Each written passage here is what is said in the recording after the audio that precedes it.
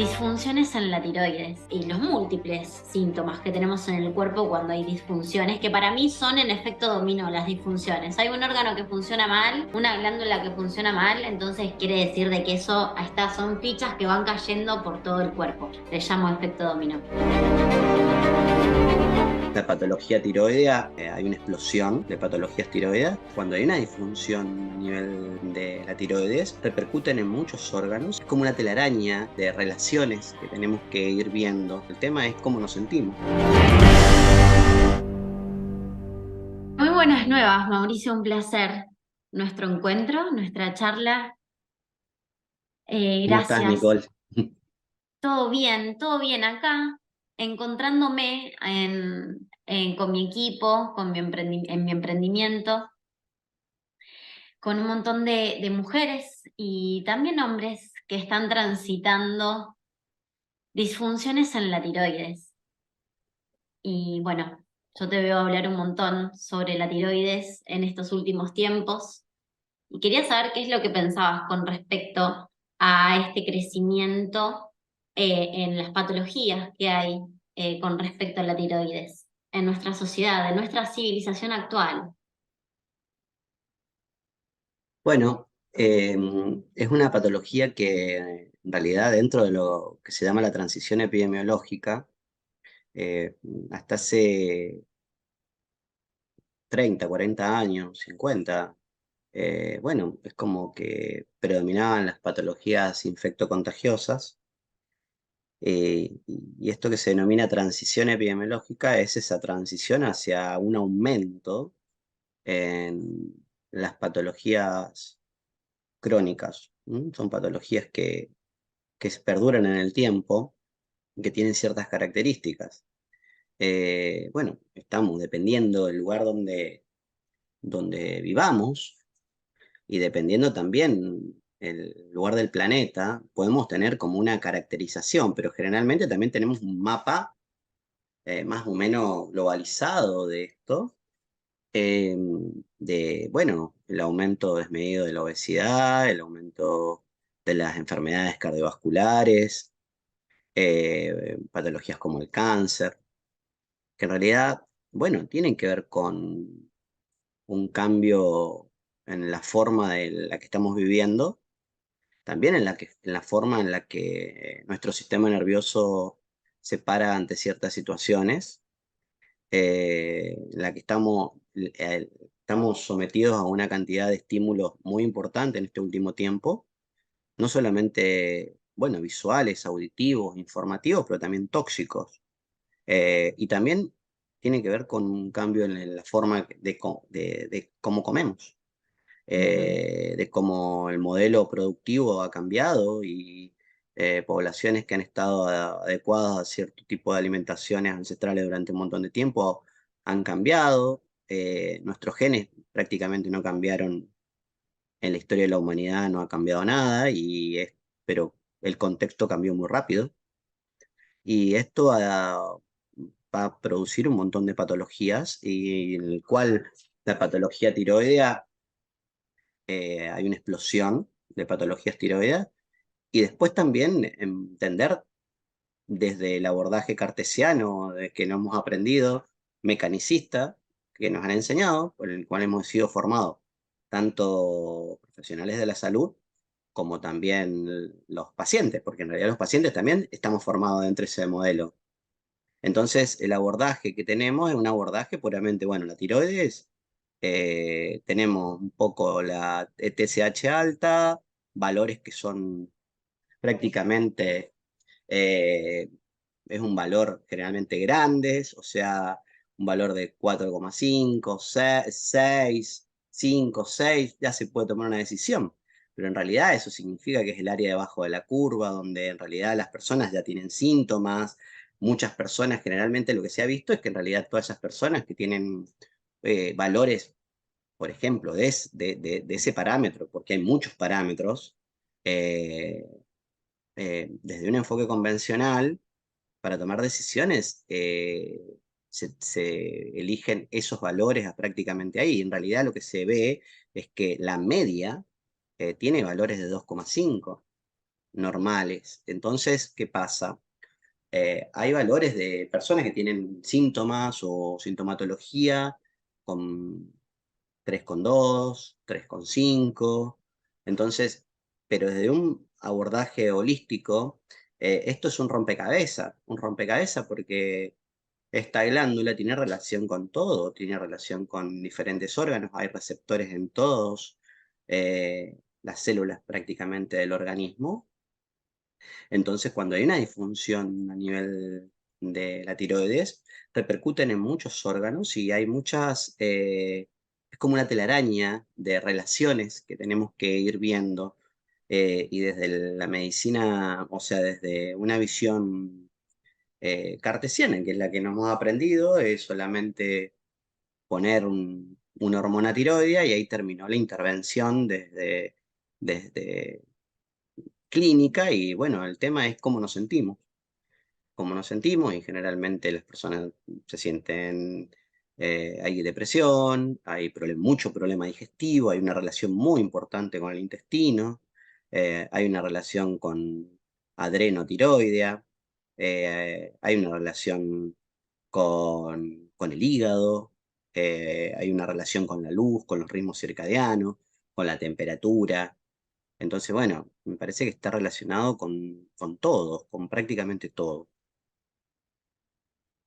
Sí, y en esta civilización con nuestros cambios con la luz artificial, las luces azules, con los horarios que nos vamos a dormir, el horario que nos levantamos, los horarios que comemos, que quizás nuestro ritmo no está funcionando con el pulso adecuado por ahí para estar haciendo una digestión o para estar estudiando, por ejemplo, y demás, y nosotros nos sometemos y nosotras nos sometemos a actividades que están en coherencia con nuestros ritmos. Los más naturales, ¿no? Que la civilización, yo digo siempre que desde hace 200 años, obviamente previamente a los 200 años industriales que estamos transitando, hubieron modificaciones en la civilización, ¿no? Como lo hicieron los egipcios, los aztecas, bueno, y después todos los que vinieron, ¿no? Que empezaron a formar como eh, la- la- el desarrollo piramidal social, en donde se exigió o no se exigió, sino que se mostró de que la idea es que algunos trabajan más, otros trabajan menos, algunos tienen ciertas actividades en donde hay mayor esfuerzo y otros no, y en toda esta civilización sí, modificamos mucho nuestra originalidad. Y en esta originalidad que estamos transformando, estamos viendo que las disfunciones en la tiroide, y como vos nos mostrás y nos haces conocer continuamente que las disfunciones en todo el cuerpo están aumentando. Y nos nombrabas como algunos ítems, ¿no? De lo que No, se está bueno, esto que vos modificando. planteás, que el estrés, por ejemplo, la relación del estrés, que el estrés no es malo, o sea, el estrés sostenido en el tiempo, que es un distrés, porque el estrés, todas las poblaciones han tenido un estrés agudo, pero en realidad no han quedado ancladas en ese sistema, han podido volver a un sistema de conexión con otro, que es un sistema de conexión social, a un vago más ventral. El problema es cuando nos quedamos en ese estado de alerta continuo, que es muy sutil, pero continuamente, un sistema de supervivencia. Entonces, ese sistema, bueno, necesitamos energía. Y el cerebro y ese sistema demanda mucha energía. Los ojos, por ejemplo, demandan mucha energía. Y en ese sistema sostenido en el tiempo, a veces el sistema va a priorizar la supervivencia y a veces los órganos va a tratar de cambiar el metabolismo en diferentes órganos, en diferentes sistemas, para poder sobrevivir. Entonces ahí la tiroides cumple un papel fundamental en decir, bueno, mira, yo tengo que a lo mejor trabajar, disminuir el metabolismo en ciertos lugares, o trabajarlo, o tratar de no producir.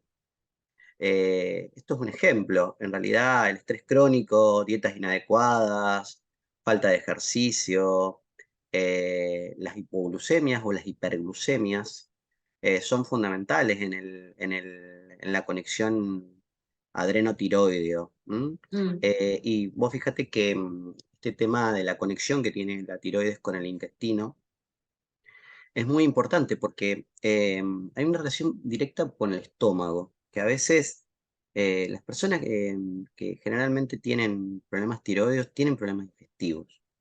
Entonces, la tiroides cumple un papel fundamental en la regulación, por ejemplo, de la producción de ácido clorhídrico. ¿Ah? Eso es fundamental. Y el ácido clorhídrico es la primera barrera que nosotros tenemos inmunológica. Obviamente que para mí empieza antes, obviamente en la boca, en la masticación, con la saliva, y obviamente pero una barrera dura, donde es el ácido clorhídrico con una pH de 1,2, en realidad todo lo que pase por esa barrera, aparte, es sumamente importante a nivel inmunológico, como una cuestión de barrera inmunológica a nivel de eso. Cuando esto no está garantizado, esto no está garantizado, porque también tenemos que tener en cuenta que es como, esto no es tan directo, eso hay varias vías. La tiroides a lo mejor colabora para la producción de, si hay una disminución o una disfunción tiroidea, ese ácido clorhídrico no es tan bueno, no se produce tan fácilmente, pero también lo que es claro es que en realidad para producir ácido clorhídrico necesitamos claro, energía. Pero si yo tengo una energía que priorizar para la supervivencia, ¿por qué voy a tener que digerir? ¿Tá? exacto. Entonces, sumamente importante el papel del estómago, de la barrera, y entonces ese medio fundamental del estómago se va generando otros tipos de disfunciones. Por ejemplo, lo que se ha visto es que en realidad eh, que hay como una asociación entre la tiroiditis de Hashimoto o el hipotiroidismo, generalmente por eso digo tiroiditis, porque la mayoría es autoinmune, y el Helicobacter pylori. No es que el Sí, Helicobacter pylori no es, si está, produce tiroiditis de Hashimoto, sino en realidad que el Helicobacter pylori en un contexto que cambia, ¿m? Colabora para estos procesos de generación de autoinmunidad, de un sistema inmunológico. eh, entonces, eso es sumamente importante porque eh, nos encontramos con personas que tienen hipotiroidismo y que no digieren, sí, pero también que tienen 3 o 4 ciclos de antibióticos y que eso sí, también empeora el problema porque encontraron el Helicobacter pylori. Entonces, ¿cómo van a abordar el Helicobacter pylori? Porque hay personas que tienen hipotiroidismo que han estado entre 3 o 4 ciclos de triple esquema de antibióticos para erradicar el Helicobacter pylori, y el Helicobacter pylori sigue volviendo. Entonces, y con toda la disbiosis que genera todo ese tipo y sobrecarga hepática de antibióticos Entonces, hablando del estómago, esto es sumamente importante, porque el estómago, hay 3 nutrientes que son, o 2 nutrientes que son fundamentales, como el hierro y la sí, vitamina B12. Si no hay ácido, no hay una buena absorción de hierro. Y el claro. hierro cumple una función importantísima en la síntesis, en el ciclo de las hormonas tiroides, para que sea fácil y no entrar en detalles. Pero Mm, la vitamina B12 también cumple un papel fundamental en la conversión de la T4 a la T3, que en realidad la T3 es la hormona activa realmente, que eso es sumamente importante, porque podemos llegar a darle levotiroxina, pero no hay una buena conversión a nivel periférico, tanto intestinal, que es el fundamental, y hepático. Y el tercer y gran desconocido de lugar donde se produce la conversión de la T4 a la T3 es el músculo. Y lo que vemos es que generalmente las personas que tienen hipotiroidismo tienen baja sarcopenia, o sea, poca calidad muscular. O sea, entonces, mm, eh, esta cuestión de que tenemos que trabajar con el ácido, o por lo menos reparar esa función, porque es bastante artesanal. Para entender ujú, eso, para reponer, por ejemplo, la absorción de hierro, y para reponer la absorción de vitamina B12, entre otras cosas que suceden.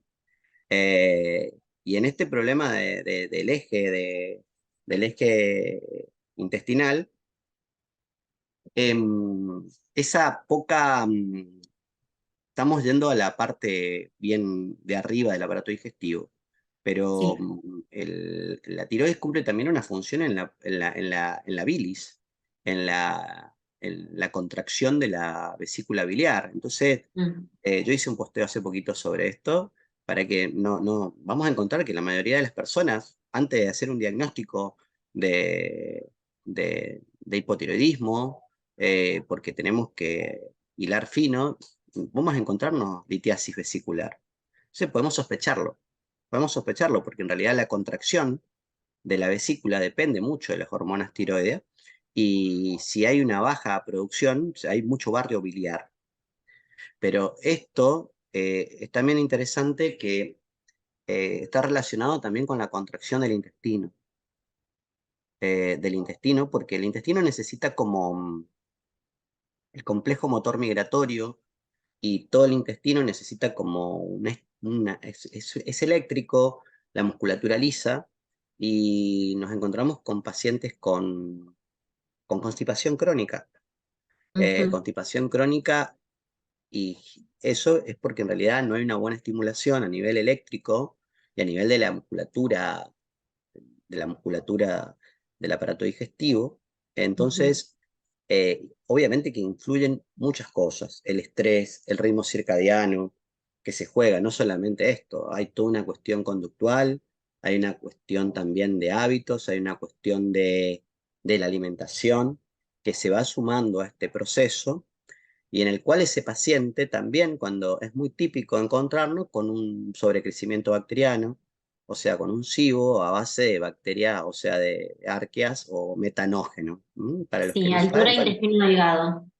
claro, o sea, que nos encontramos en un panorama generalmente, a veces con litiasis, a veces con hipoclorías seguro, por más que Sí, el paciente no sienta, dice que siente, y aparte también con un contexto en el cual son personas que vienen con antecedentes de tratamientos con Helicobacter pylori durante mucho tiempo, y tratamiento con antiácidos. sí. Entonces, tenemos un terreno que a veces es difícil, tenemos que ir muy despacio, no es venir y poner, porque hay que ir como atando cabos de muchos lugares, porque son terrenos que están como muy débiles. Ujú. Bueno, sin duda esto es como embarcarse e ir mar adentro, ¿no? Y está buenísimo que podamos arrancar desde acá, que estés arrancando desde el sistema digestivo, porque entre las cuatro patas de la mesa, y a veces por ahí nos quedamos cortas, ¿no? Con una mesa de cuatro patas nada más, pero entre las cuatro patas de la mesa de nuestra vida está la alimentación. O sea, nosotros y nosotras a través de la alimentación obtenemos los nutrientes que forman a nuestros órganos, que forman los fluidos, que forman las enzimas, las hormonas. Eso como alimentación a través de alimentos, sea hortalizas, bueno, nada, todo lo que es vegetales, carnes, bueno, los huevos, las semillas oleaginosas. Obtenemos los nutrientes y pasan a ser parte de nuestro cuerpo. Pero cuando nuestro cuerpo se encuentra desequilibrado, no podemos obtener bien esos nutrientes, que en este caso, si nos vamos a enfocar, pueden ir a la tiroides, esos nutrientes que necesita la tiroides para funcionar bien, ¿verdad? Pero también en esta mesa tenemos la pata de la absorción de la energía cosmotelúrica, ¿no? La energía de la tierra, la energía del sol y también la del oxígeno. O sea, cómo interviene lo que ingerimos constantemente en la función de nuestros órganos. Em, Eh, ah, sí. Bueno, lo que quería cerrar un poquito ahí, de lo importante entonces es comunicar que tenemos que enfocarnos en nuestro sistema digestivo y observar cuáles son los alimentos que en este momento están desequilibrando, por ejemplo, el pH gástrico o que están ensuciando el hígado, que están ensuciando la vesícula. y que también están como desgastando, ¿cómo no? Están desgastando el funcionamiento pancreático. Yo te lo digo desde acá, ¿no? Desde el gaste, metafóricamente hablando, ¿no? Más vos nos No, hablabas de los chicos. es importante como terapeuta que podemos tener una patología tiroidea, pero generalmente las patologías tiroideas no vienen solas. Hay patología, hay disbiosis, hay, hay pacientes con neuroinflamación, hay pacientes que Sí, vienen asociados a otra patología autoinmune, que esto es muy frecuente porque encontramos celiaquía y eso, la celiaquía y la patología, la tiroides de Hashimoto, cada vez hay una relación bastante estrecha, o gastritis autoinmunes.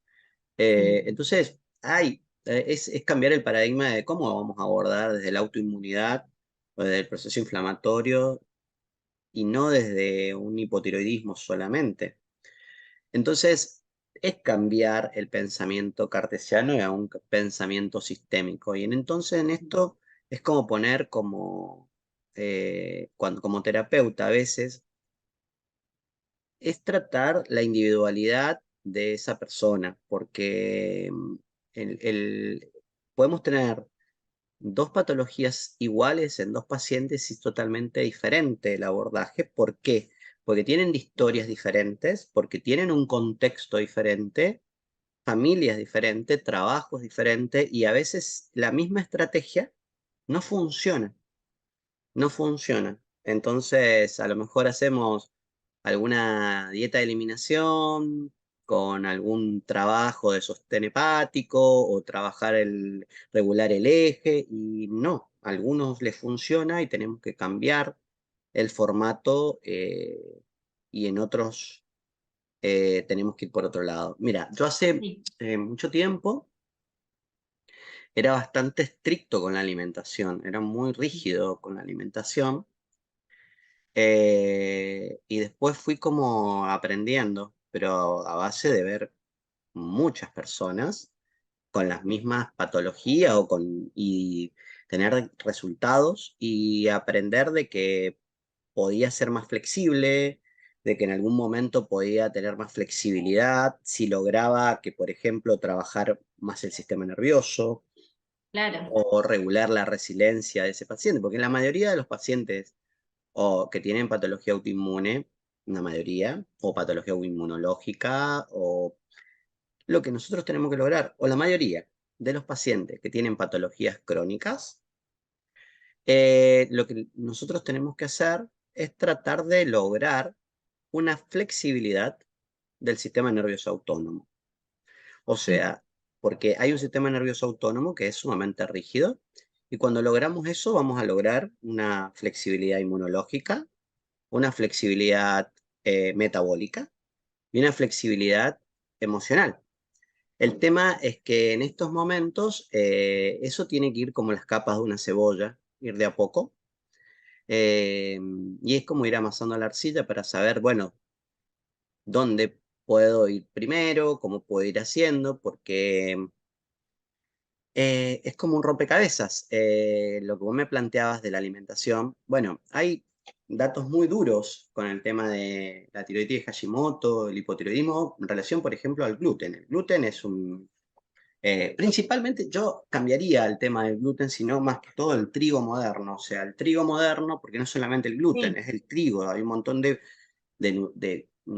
sustancias que tiene el trigo Sí, que yo producen diría el y... cereal moderno también, no sé si vos estás de Sí, acuerdo, pero yo lo abarco en el cereal estamos hablando moderno. de lo más duro, pero es lo más que más se ha trabajado sobre el trigo Ujú, a nivel del cambio genético que ha tenido en estos últimos años, esta modificación y también en cómo actúa a nivel del aparato digestivo, bueno, y cómo actúa a nivel inmunológico ujú, ese trigo, qué papel cumple y qué reacción tiene.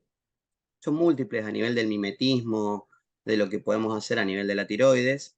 Entonces, el ujú. gluten es algo que prácticamente en una persona que tiene una tiroides de Hashimoto, es como que tenemos que eliminarlo, o sea, Mm. eliminarlo porque no podemos, ¿no? Hay a veces, a menos que tengamos y podamos trabajar desde otro lugar en algún momento, cuando haya un intestino que esté muy sellado, donde haya, y también la incorporación de ese trigo, que sea un trigo más ancestral o que esté fermentado, que esté desde otro lugar.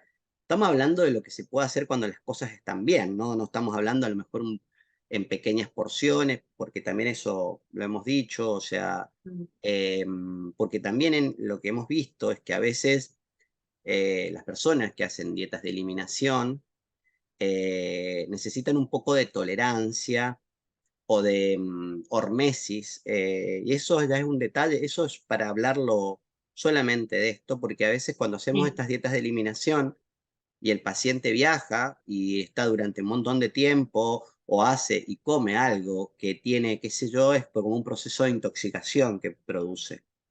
Entonces, ¿qué pasa? Nosotros tenemos que estar entrenados para eso, para que el sistema sea un poco resiliente ante pequeñas porciones de buena calidad, en algunos momentos que esté todo muy bien, no en un momento. Y ese sí, es un gran desafío, porque si no es blanco o negro. Y acá tiene que no, haber grises para poder entrenar al sistema inmunológico y decir, bueno, si está sellado el intestino, esto no lo tomes como un extraño, tiene que ser a lo mejor esto, porque a veces dicen, no, no se puede, bueno, pero ¿y qué pasa si cambia el contexto? No se da entonces. El tema del gluten eh, es sumamente importante en las patologías autoinmunes, así también como todos los ultraprocesados, obviamente, y el azúcar principalmente, porque las personas que tienen patología autoinmune o que tienen, hay todo una resistencia a la insulina que colabora sí, con la autoinmunidad, resistencia a la leptina. Y esto es sumamente importante, que cuando nosotros cambiamos eh, el abordaje metabólico, también colabora en el abordaje inmunológico. ¿M? Entonces, eso es sumamente importante. En relación a la alimentación y patología autoinmune, eh, es un arte y es un sí, arte también como el paciente puede ir también cambiando si se empieza a flexibilizar, porque son sistemas que son poco flexibles, o sea, intestinos poco flexible, hígados poco flexible, sistema nervioso autónomo poco flexible. Cuando logramos tener flexibilidad, que ese es el arte de la sanación también, porque acá no estamos tratando que dice, ¿esto se cura? A ver, ¿qué es lo que es curar? O sea, en realidad es tener esa flexibilidad para poder y volver y tener esa resiliencia. Eso me parece que de eso se trata, y eso no está garantizado generalmente en este tipo de pacientes y muchos. Entonces, el tema de la alimentación es sumamente importante. Yo he ido cambiando cosas, he ido probando cosas, he ido diciendo, bueno, en esto no funcionó en este tipo de pacientes. He ido trabajando con microdosificaciones, porque a veces hay lo que funcionó en un paciente, en otro paciente es tan poca el margen que tenemos, porque es tan poco flexible su sistema inmunológico que en realidad a veces hay que ir con una alimentación o que ir acompañándolo con otro terapeuta o hacer pequeños dispositivos terapéuticos para poder decir, bueno, mira, vamos a microdosificar esto, vamos a ir de a poco sumándolo, porque otros tienen otro tiempo y otras formas de verlo. Entonces, en relación a la alimentación, es sumamente importante cuándo y cómo. Cuándo y cómo. Hay veces que nos encontramos con pacientes que ya han hecho esto, ya lo han hecho, pero también tiene que ver en cómo lo hicieron, cuándo lo hicieron. Y también nos encontramos con un terreno que también es poco conocido dentro de las patologías autoinmunes, que es el que yo me encuentro cada vez más. O sea, que en esos contextos de tanta inflamación, nos encontramos con un montón de metales pesados dentro de la microbiota o del contexto. Entonces también son como, es un jugador que a veces no lo tenemos. O sea, nos encontramos con una disbiosis intestinal, con alteraciones hormonales, con un polimorfismo de la vitamina D, con infecciones crónicas de, qué sé yo, el Helicobacter pylori o Sí. Epstein-Barr, con estrés crónico, con alteración adrenotiroideo, Mm. con hipocloridia, con déficit de, Parasitosis. con Parasitosis en el parasitosis, páncreas, parasitosis en el hígado. con carencias de ciertos nutrientes como el selenio, el zinc y el hierro, que son fundamentales, con Esos. excesos, Selenio, zinc y hierro. claro, con exceso de ácidos grasos circulantes, porque en realidad el hígado tiene poca capacidad para absorber la LDL. Entonces, ¿qué pasa? Empieza a tener mayor cantidad de colesterol circulante, pero ¿qué pasa? Viene ya medicado con estatinas. Entonces, lo que tenemos que trabajar es cómo ese hígado mejora la captación o el metabolismo, ¿ah? De todo, porque también el glutatión se produce en el hígado y necesitamos nutrientes para eso, o producen un montón de funciones el hígado, y generalmente ese hígado está sobrecargado. ¿Por qué está sobrecargado? Porque viene ya muy, muy vapuleado de otros lugares, o sea, de un colon, por ejemplo, de un colon descendente, donde hay mucha cantidad de una microbiota proteolítica que produce, por ejemplo, amoníaco, y eso sobrecarga el hígado. Y entonces tenemos un hígado sobrecargado que hay que trabajar al hígado de muchas formas. No es una cuestión de decir, bueno, hay que ir haciéndolo de a poco, darle como un sostén. Y Sí. entonces nos encontramos que de repente ese paciente tiene antiácidos, estatinas, ansiolíticos, antidepresivos. Entonces Ujú. es un terreno que no está, tenemos que ir de a poco, porque en realidad decir, bueno, ¿cómo hacemos con ese paciente que viene con estatinas, en ese contexto, con un síndrome metabólico y no tiene energía? Porque en realidad la estatina, a nivel energético, me va a colaborar para vaciarme a nivel mitocondrial. Entonces, es un gran Sí, sí. desafío. Es importante que le podamos comunicar a la audiencia de que las medicinas, así como, o sea, nos amortiguan la situación actual de nuestro cuerpo, nos ayudan a estar sobreviviendo. Y dijiste desde un principio, estamos en un estado de supervivencia, que básicamente es estar dando manotazos de ahogada y de ahogado en la civilización que estamos transitando. O sea, estamos dando manotazos, tratando de digerir bien, tratando de trabajar bien, tratando de relacionarnos bien.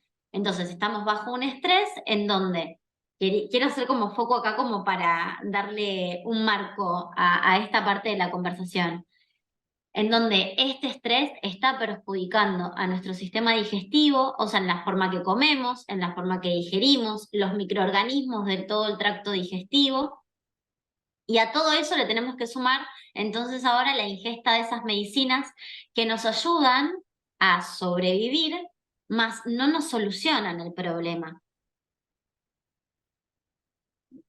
Totalmente, O tenemos que podríamos ver, decir que la tenemos. gran mayoría no nos soluciona el No, lo que problema pasa y es que, otras sí. bueno, un hipotiroidismo maltratado o no abordado del todo, porque también podemos tener los valores normales, porque también lo que tenemos que tener en cuenta es que los valores hay que refundarlos, o hay que restablecer valores, o sea, de la medicina integrativa o funcional, los valores son diferentes a lo clásico. Entonces, muchas veces que tengamos una TSH normal no significa que las cosas estén bien. O sea, hay que medir otro tipo de analíticas en las cuales tenemos que profundizar.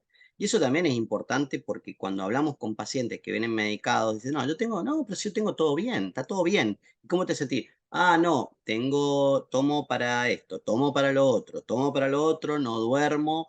Entonces, lo que tenemos que ver es decir, bueno, a ver, hay una buena conversión periférica de T4 a T3. ¿Cómo está tu hígado? ¿Cómo está tu intestino? ¿Hay masa Ahí va. muscular o hay sarcopenia? También es sumamente importante el papel que cumplen las hormonas sexuales Sí, dentro de esta jugada. ¿Por qué? Porque hay una relación entre el hiperestrogenismo y la autoinmunidad, o también las patologías autoinmunes, y esto también es un gran desconocido dentro del abordaje de la patología autoinmune, o sea, el hiperestrogenismo, porque bueno, en un contexto de estrés donde un hígado no funciona bien, donde hay un intestino, un estroboloma, que es una microbiota que trabaja, o que, para que la gente lo entienda, es como que elimina también parte de los estrógenos, tampoco funciona bien.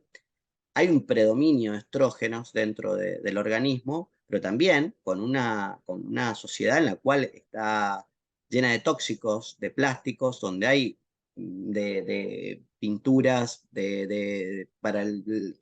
eso produce mucho exceso de estrógenos a nivel del organismo, y hay Ok. una hiperestimulación del sistema inmunológico.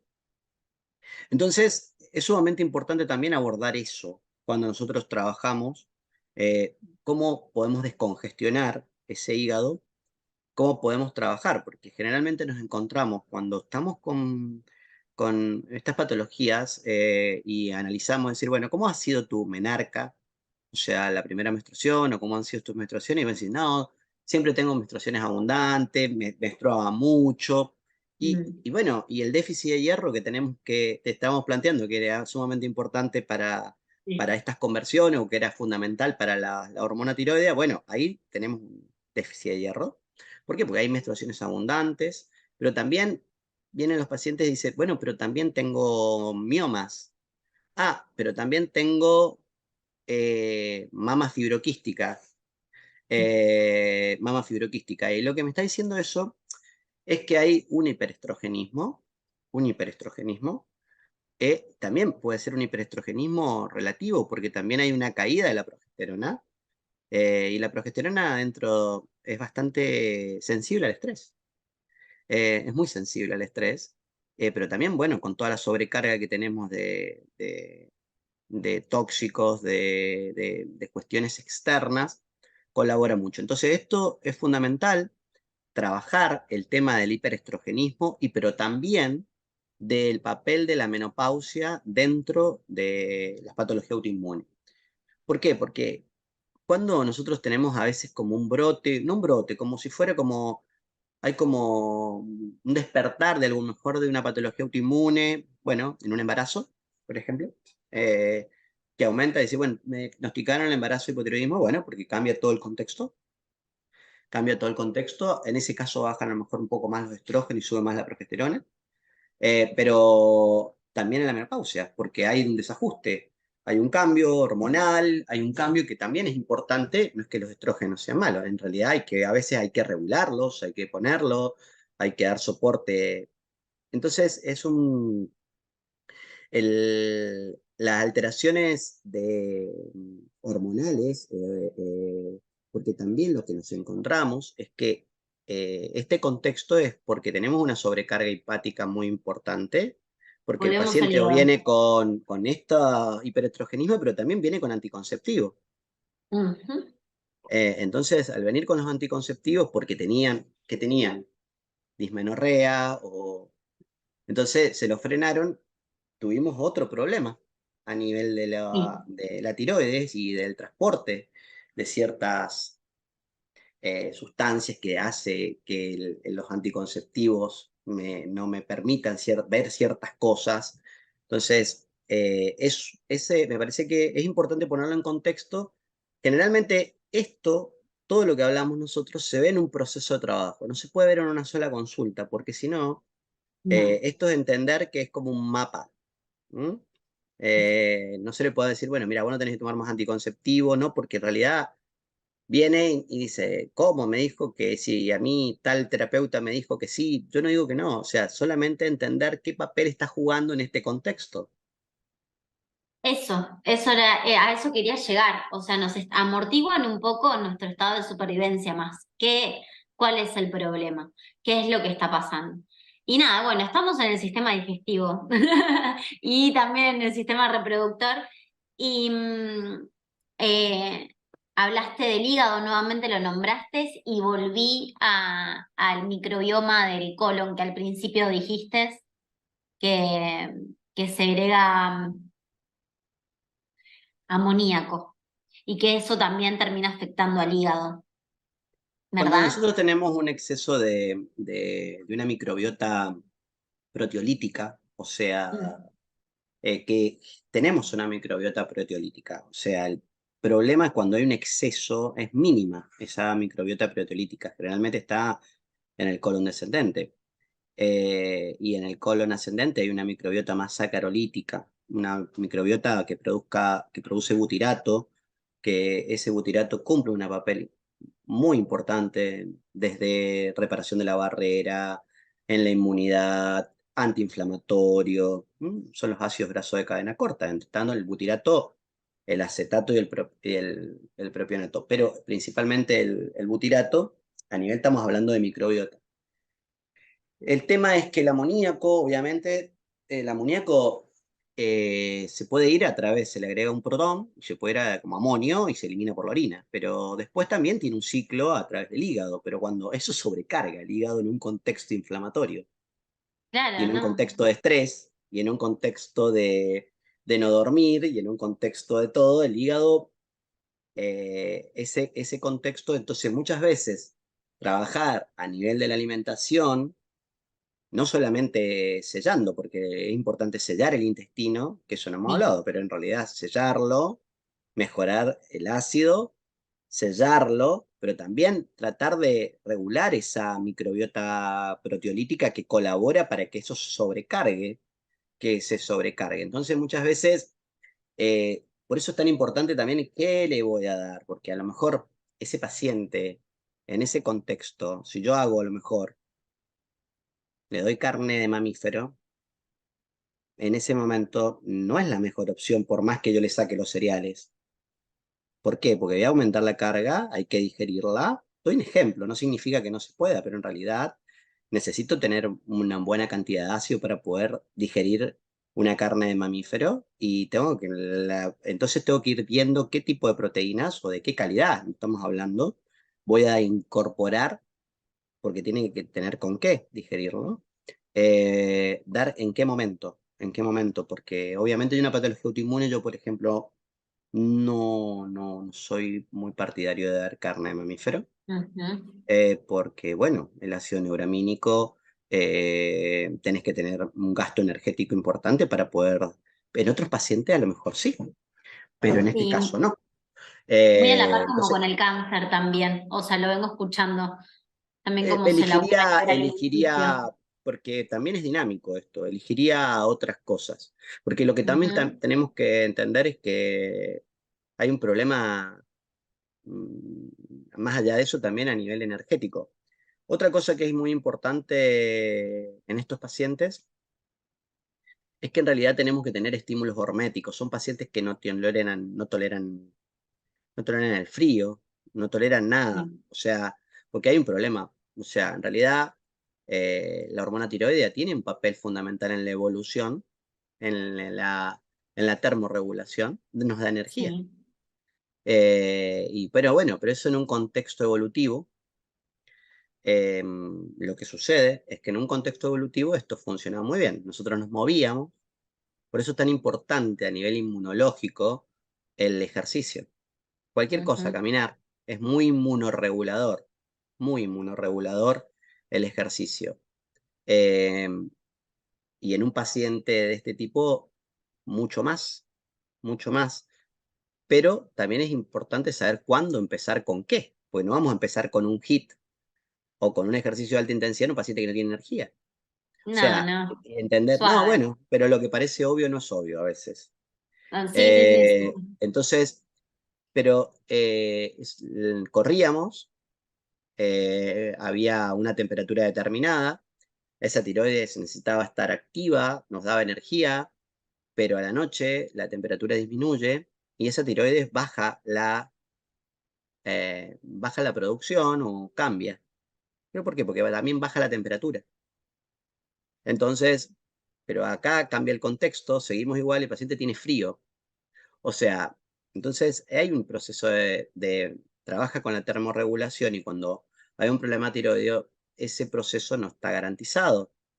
Entonces, esto es sumamente importante porque, bueno, tenemos que trabajar algunos estímulos horméticos, obviamente que hay que trabajar a nivel mitocondrial porque a nivel de los nutrientes y a nivel principalmente del sistema nervioso autónomo, porque hay un sistema nervioso autónomo hay una mitocondria, hay déficit mitocondrial y hay alteración en la producción y en la utilización de la hormona tiroidea. No solamente es hormona tiroidea, mitocondria y también estímulos horméticos y un sistema nervioso autónomo que está desregulado. Entonces son pacientes que tienen poca flexibilidad y gran parte del desafío es empezar a darle pequeños estímulos horméticos. Bueno, mirá, aunque sea un poquito de frío en la cara, necesitas a la mañana Bien, pequeños estímulos horméticos. Yo le digo microdosis de estímulos horméticos, no microdosis. Sí. macrodosis.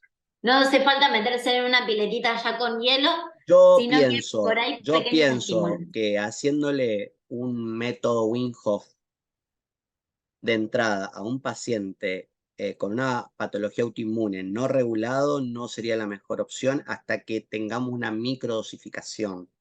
O sea, en Sí, otros pacientes sí, en otras personas sí, y es fabuloso, yo lo hago, pero en realidad cuando no tenemos mitocondrias o cuando hay poca capacidad para la utilización energética, sí, necesitamos, porque también lo que puede suceder es que ese paciente se inmovilice. sí, Estamos hablando de personas complejas o que tienen patologías múltiples. Entonces, el último recurso que tiene el ser humano y los mamíferos es la inmovilización.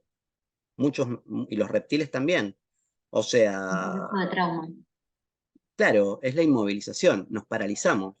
Si nosotros llegamos a sentir frío de repente y no sabemos qué hacer, es una parálisis. El sistema se paraliza. Entonces, como ese sistema no está, tiene que ser muy sutil y tiene que generarle seguridad. Entonces, por Sí, eso es tan importante qué recursos y cómo los utilizamos en quién. Porque si no, clonamos todos recursos muy buenos porque son muy efectivos.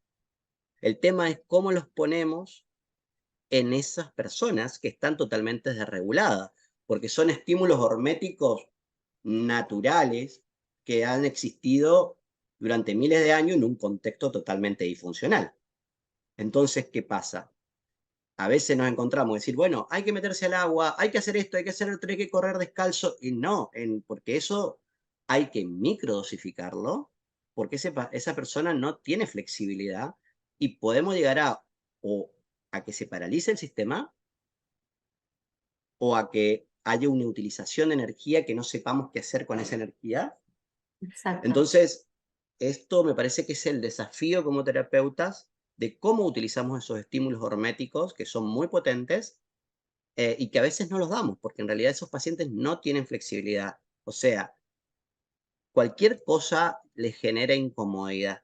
O sea, cualquier ya es incómodo, no, tiene que ver con eso. Ya incomodidad ya hay en toda la sociedad, ya cualquier cosa es Sí, incómodo. sí. Pero en esto está como más acentuado. Yo lo Sí, veo lo que como yo así. observo en la autoinmunidad y específicamente en la autoinmunidad de la tiroides es que hay muchísimo miedo, mucho miedo. Miedo a cada uno de los movimientos que hay que realizar. Bueno, desde mi punto de vista, la tiroides es nuestra herramienta de transformación de la materia, ¿no? Y de la energía a través de la palabra. Y no se nos borró. Hacía recién foco en esto de, tenemos un montón de herramientas que son originales, más ahora no las podemos aplicar de una porque puede llegar a generar parálisis. Porque se nos borró de nuestra educación estas técnicas. Las quitaron en un par de generaciones hacia atrás, en nuestra generación, las quitaron, no las sabemos, entonces no sabemos qué hacer conscientemente. Y lo de la microdosis me parece genial poder ir. La microdosis es con todo, no solamente con los estímulos horméticos. La Sí. microdosis también es con los recursos, porque el cerebro necesita recursos para poder sanar, recursos que Ujú. le den seguridad. O sea, generalmente las patologías autoinmunes, eh, generalmente, no te digo, siempre hay un trauma, siempre hay un estado de alerta, siempre, o sea, nos encontramos con ese perfil y también hay cuestiones transgeneracionales que hay que trabajar y abordar. Un estado de alerta, miedo, hay un perfil también, hay un perfil, yo veo personas, o sea, dentro de la patología del autoinmune, esto que vos decís es así, miedo, mucho miedo, pero el miedo tiene que ver con que no hay seguridad. O sea, la seguridad hay que construirla. Entonces prevén todo, mucho control, mucho control, Sí. mucho control. Entonces, bueno, tiene que ver con el miedo. Entonces, más allá de esto que parece como que no son yo estoy tirando como perfiles, no significa que sean todos así, No, pero no. hay que ponerlos en el tablero para poder abordarlo, porque si no, Ujú. queda como que, bueno, a ver, si una persona sí, tomo zinc, tomo esto, tomo lo otro, pero no tenemos el control, ¿dónde se va la energía? Y también podemos tener un sistema nervioso o autónomo más flexible que poder decir ceder, pero que eso hay que construirlo, que deconstruirlo y volverlo, y es un proceso de trabajo, ¿no? Vienen basado en una consulta, todo eso porque es la historia de la vida. Entonces muchas veces yo tengo personas que al principio no hemos sabido por dónde empezar porque está tan trabada la situación. Y a lo mejor después de 2 o 3 años la demanda ha cambiado, han cambiado sus vidas, han cambiado de trabajo, han tomado decisiones, pero bueno, se llama Solarcilla. Se trabajó y anduvimos por un montón de... Eso no significa que tengamos que cronificar los acompañamientos, solamente de que en realidad entender de que el abordaje de estas cosas es un proceso. Y esto Sí. que vos decís del miedo, del control, del estrés, de lo transgeneracional, para mí también es como que juegan otras herramientas que tienen que estar dentro de estos abordajes, que no tiene que ver solamente con que ponemos 2 suplementos, sacamos 3 y ponemos 4 alimentos. No. Tiene que ver con que en realidad es cómo nos paramos, qué recursos empieza a tener el cerebro de seguridad y de conexión social, que eso está dentro de nuestro sistema nervioso autónomo, de nuestra historia. A veces no hay tanta palabra, eh, tiene mucho que ver con lo corporal, a veces el cuerpo va más rápido que la mente en estos pacientes y en muchas personas, y es como utilizamos herramientas para poder repensar estas prácticas. Entonces, como un cajón de herramientas, bueno, mirá, acá vamos a utilizar esto, vamos a utilizar esto, puede entrar esto, puede entrar esto. Son varias cosas las que entonces tenemos que utilizar para poder revertir estas disfunciones, porque se pueden revertir, ¿no, Mauricio? ¿O pensás que no? Por ejemplo, desde, a ver, hipotiroidismo, hipertiroidismo y después Hashimoto. ¿Vos qué pensás? ¿Se pueden revertir y Yo largar pienso, la yo, medicación? es una pregunta que tiene grises. No, no, la pregunta sería si me puedo sentir mejor, porque depende. Si no hay reserva tiroidea, el antecedente es de hace mucho tiempo, a veces es necesario dejar la levotiroxina a lo mejor o la hormona tiroidea, pero tenemos que hacer un cambio en nuestro estilo de vida, reparar el intestino, darle soporte al hígado, trabajar el sistema nervioso autónomo, el eje, y a lo mejor dejamos una dosis que sea la adecuada, que sea la adecuada. En otros pacientes pienso que a veces no es necesaria tomar la levotiroxina y a lo mejor se puede no tomar, y en otros se dejará. El tema es que para mí muchas patologías crónicas son reversibles. El tema es que cómo etiquetamos ciertas patologías. Una vez que le ponemos el sello a una persona, es muy difícil sacársela. O sea, una patología, un esquizofrénico, ¿dejó de ser esquizofrénico alguna vez? Entonces, Eh, es muy difícil la deconstrucción de una etiqueta. Entonces, es importante también como terapeutas, cómo decimos las cosas. Bueno, mirá, podés tener esto. No, y yo me presento de esa forma, yo soy hipotiroideo, yo soy diabético. Bueno, es diferente decir, bueno, tengo este problema o tengo esta dificultad, sí. porque también tiene que ver con cómo nos paramos nosotros como desde el pensamiento. Esto es una cuestión más cuántica. Entonces, también es lo que vamos procesando con lo que decimos. soy diabético, soy hipotiroideo, lo vamos produciendo. Sí, además estamos utilizando la alquimia, ¿no? Que es esa Claro. herramienta que decía anteriormente que proviene de nuestra tiroides, con la cual amasamos la realidad, o sea, la creamos y la modificamos. Bueno, En- por eso, y la tiroides es una glándula que es fundamental. Yo a todos les digo, bueno, la tiroides, ¿por qué está siempre tan superficial? Eh, ¿Por qué está tan superficial?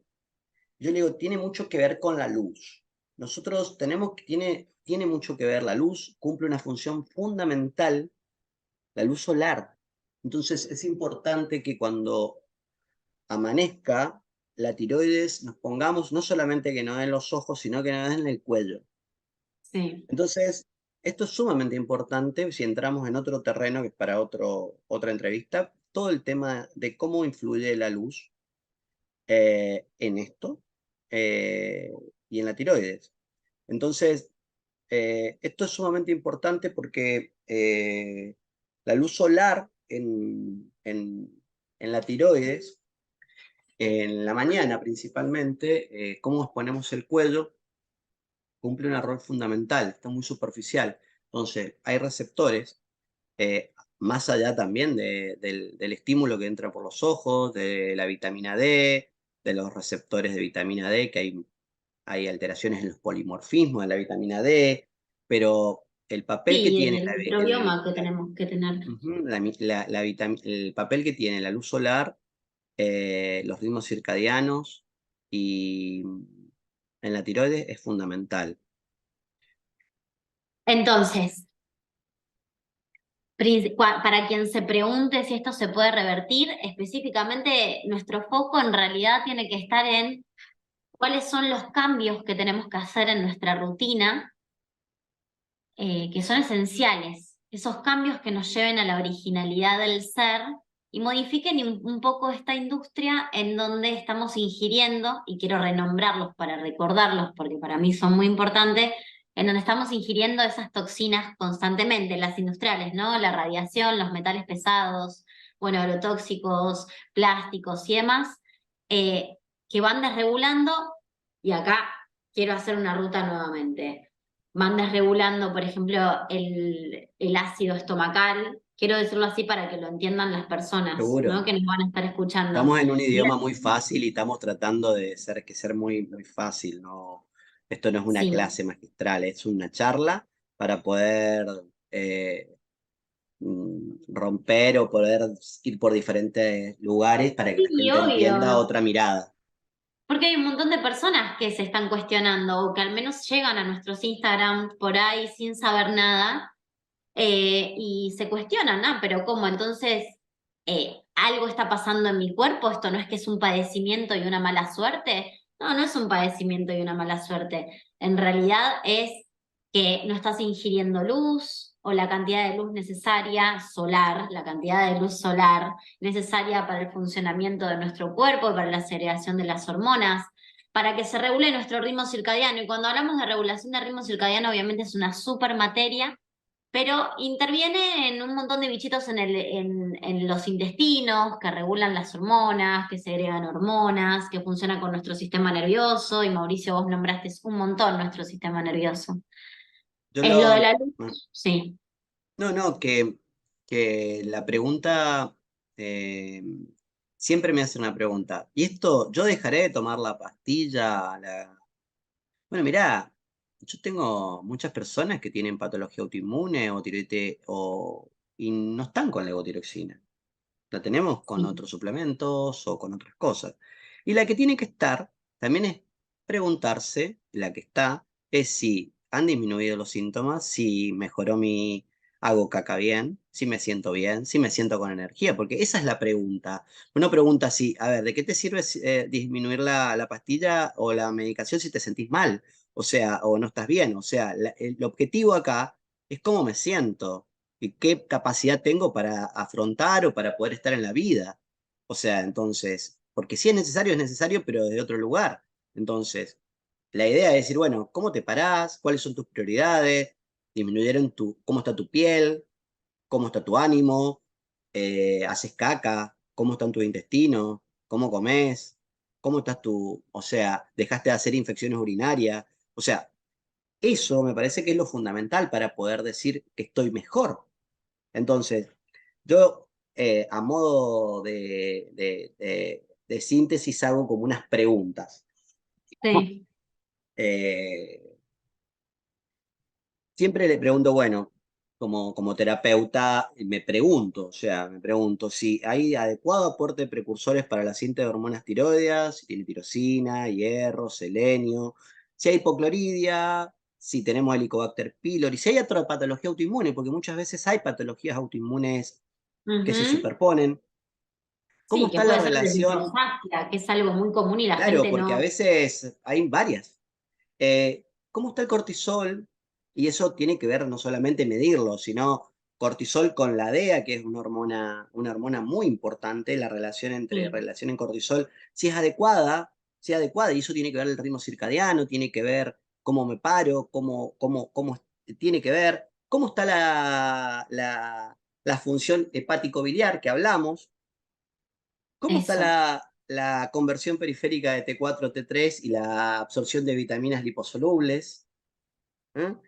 Eh, ¿Hay anticuerpos antitiroideos? ¿Los medimos?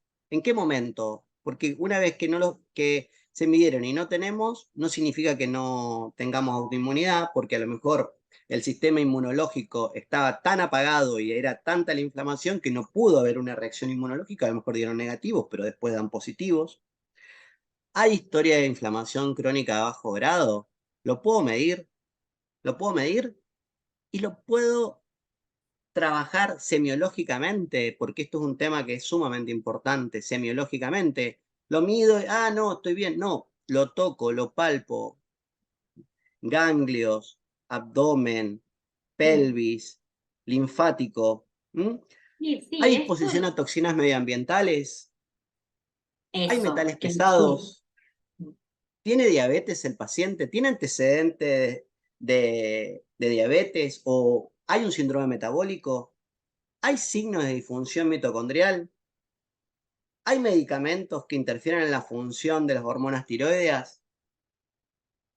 ¿Está tomando bien la medicación para la tiroides? ¿Tipo, dosis y tiempo? Bueno, sí, con todo eso, uno puede salir a la cancha. sí. Y mientras vas investigando eso, entonces ir observando cómo te sentís cuando estás comiendo, que era una de las preguntas, y fijarte cómo podrías graduar tu alimentación o guiar, ¿no? Porque para mí las mentorías son buenas, dejarnos guiar por personas que sepan sobre la alimentación y sobre esta revolución que estamos haciendo con la alimentación, teniendo en Yo, cuenta yo el pienso gluten como... que hay muchas personas eh, que han ido por un camino solas, porque en realidad se han replanteado, como nosotros, como todos. Pero a veces es necesario acompañarse, que sean acompañados. Por eso a veces yo no hablo de suplementos, que toma esto, tomo lo otro. ¿Por qué? Porque lo que le funciona a uno en otro no es tan necesario y a veces tienen que ser puestos en el momento adecuado y como nosotros pusimos un mapa es un mapa. Entonces, a veces el acompañamiento es necesario para poder abordar estos problemas complejos. Es sumamente importante. Sí, sí, para ir conociendo el tipo de alimentación y esos tips de tomar el sol, de bajar el estrés y bajar las revoluciones, básicamente para que nuestro cuerpo salga del estado de supervivencia, de peligro en realidad, el estado de peligro, que es lo que más nos está afectando. Mauricio, tengo una pregunta más para hacerte, pero esto tiene que ver con tu actividad de discos, que no la conozco mucho realmente, pero me resuena hacerte la pregunta desde acá. ¿Mi actividad Cuando de uno, qué? con los discos, Los discos. Los sí. tocamos. Cuando, no sé si tiene mucha relación, pero se me unió, en, en mi pensamiento se me unió. ¿Qué sucede cuando una persona, o desde tu conocimiento en realidad, desde lo que vos podés llegar a pensar, cuando una persona empieza a sentir nudos en la garganta, pero se siente físicamente el nudo en la garganta? ¿Tiene que ver con como alguna inflamación o alguna contracción de la glándula? Eh, sí, no lo sé. O Ujú, sea, ok. lo que nosotros podemos, cuando trabajamos con el nervio vago y podemos entender que es bastante complejo, hay una rama del nervio vago que va a la rama laringia, o sea, a Ujú, la rama laringia. Eh, Hay personas que cuando nosotros hacemos la anamnesis, preguntamos, y tengo como continuamente ese tragar o que tengo. mm, Bueno, eso es un síntoma sutil de una disfunción indirecta que tiene también con el nervio vago, un nervio vago que está muy activado, eh, o sea, la rama ventral no está activada, o sea, es un sistema simpático que, bueno, está a expensas de la supervivencia.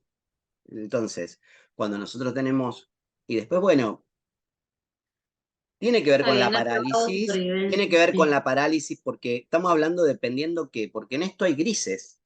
Yo te dije que el último objetivo que tiene un ser vivo, principalmente los mamíferos, es Ujú. reservar la energía.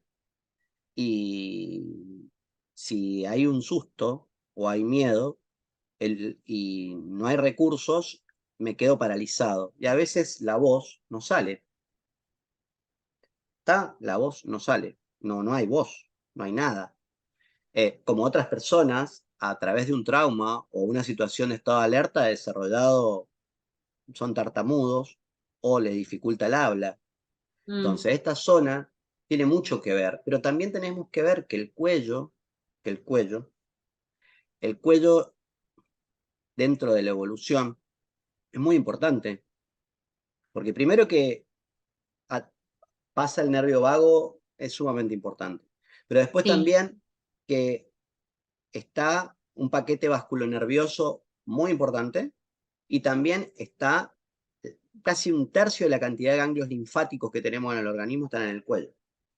Pero dentro de la evolución, el cuello simboliza algo importante, porque un animal o un depredador, si alcanzaba tu cuello, era la muerte,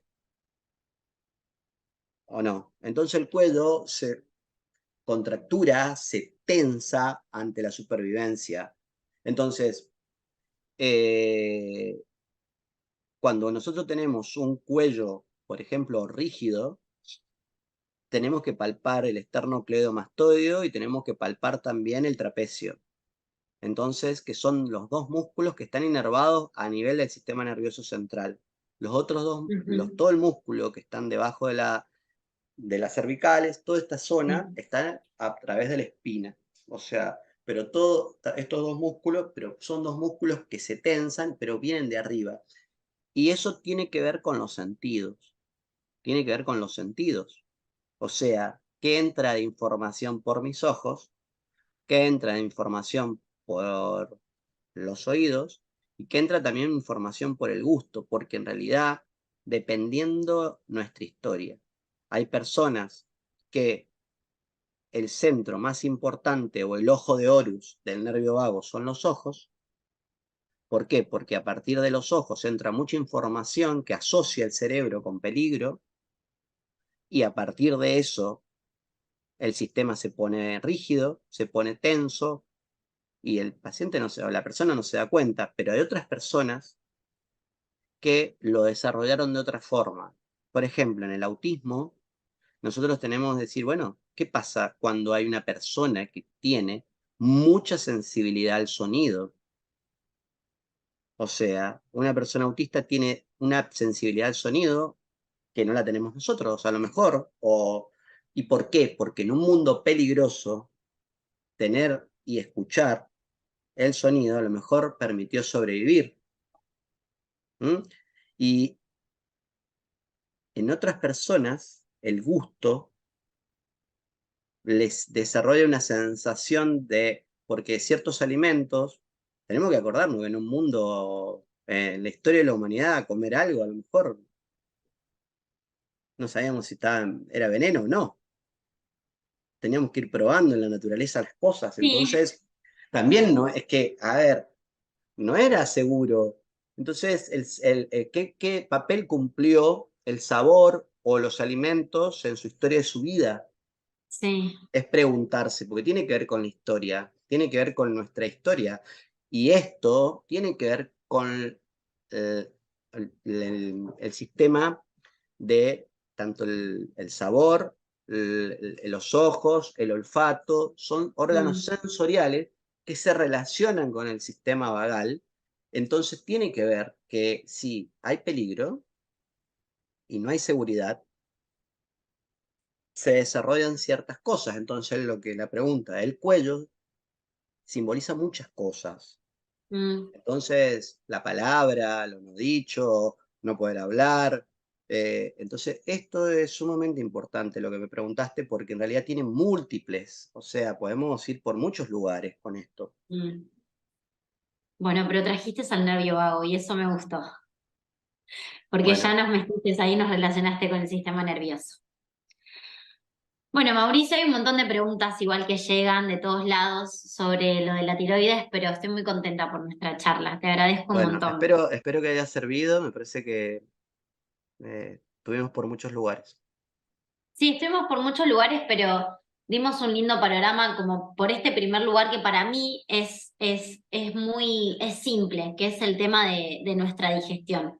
O sea, hablaste mucho sobre la digestión, sobre todo nuestro tracto digestivo, así que poder empezar a comunicar o comunicar que tenemos que estar atentas y atentos a cómo digerimos, cómo masticamos y cómo estamos procesando el alimento, que se va a convertir en la herramienta de la tiroides y de muchísimos otros órganos, es sumamente importante para todos los seres humanos, porque nos pensamos de que en realidad tendremos que estar tomando una hierba o haciendo, sí, o qué suplemento, como solamente eso, tipo, ¿qué me podés dar para alopatizar el síntoma, básicamente? O sea, cuando yo digo alopatizar el síntoma es como quitar el síntoma o no sentir el dolor y los múltiples síntomas que tenemos en el cuerpo cuando hay disfunciones, que para mí son en efecto dominó las disfunciones. Hay un órgano que funciona mal, una glándula que funciona mal, entonces quiere decir de que eso, estas son fichas que van cayendo por todo el cuerpo.